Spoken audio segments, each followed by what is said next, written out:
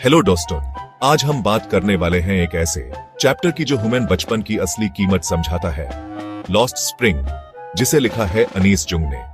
इस चैप्टर में दो कहानियों के जरिए बताया गया है कि कैसे गरीबी और मजबूरी बचपन को छीन लेती है। उस बचपन को जो होना चाहिए था खुशियों से भरा, लेकिन बन गया है एक बोझ। यह कहानी है एक छोटे से लाडके की जिसका नाम है साहिब। साहिब हर सुबह कचरे के ढेर में कुछ वैल्यूएबल चीज ढूंढता है।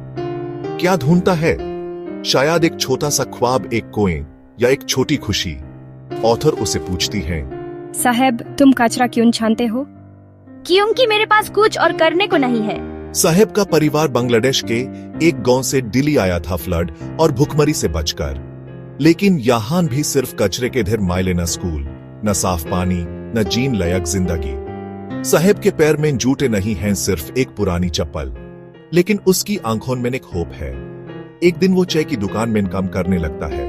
पहले वो आजाद था, अब बंधन में है। Writer Kitty Hine, Sahib is no longer his own master. क्यों? क्योंकि अब उसकी छोटी सी फ्रीडम भी छिन गई। दूसरी कहानी है फिरोजाबाद के चूड़ी बनाने वालों की, जहां हर बच्चा, हर औरत, हर बुजुर्ग चूड़ियां बनाते हैं। यहाँ ऑथर मिलती है मुकेश से, एक लड़का जो अलग सोचता है। वो कहता है, I want to drive a car. Mukesh का सपना छोटा है पर बड़ा भी है, क्योंकि उसके परिवार में सबने सिर्फ एक ही काम किया है, चूड़ियां बनाना। बिना रोशनी के, बिना हवा के, केमिकल्स के बीच वो अपना बचपन खो देते हैं। मुकेश के घर में एक औरत कहती है, मैं पैदा भी वहन हुई और मर भी यहीं जाऊंगी। सोचिए, जब सपने देखना भी मना हो जाए तो जिंदगी का मतलब क्या बचा? पर मुकेश अपने लिए कुछ अलग चाहता है। वो मैकेनिक बनना चाहता है। वो सपना देखता है और वो सपना देखना ही एक बड़ी बात है। दोस्तों, लॉस्ट स्प्रिंग का मतलब है वो खो गया बचपन जो गरीबी, मजबूरी और समझ के सिस्टम ने छीन लिया।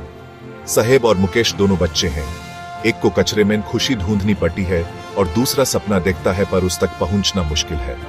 बचपन खेलने, सीखने, सपने देखने का वक्त होता है, न कि काम करने का। सोचने वाली बात यह है, क्या हम उनकी कहानी सुन के कुछ बदल सकते हैं? क्या हम किसी साहिब या मुकेश का सपना पूरा करने में मदद कर सकते हैं? अगर आपको ये कहानी दिल को छू गई हो तो इसे सब्सक्राइब और शेयर जरूर करें। मिलते हैं अगले चैप्टर के साथ। तब तक सीखते रहिए, सुख बदलते रहिए।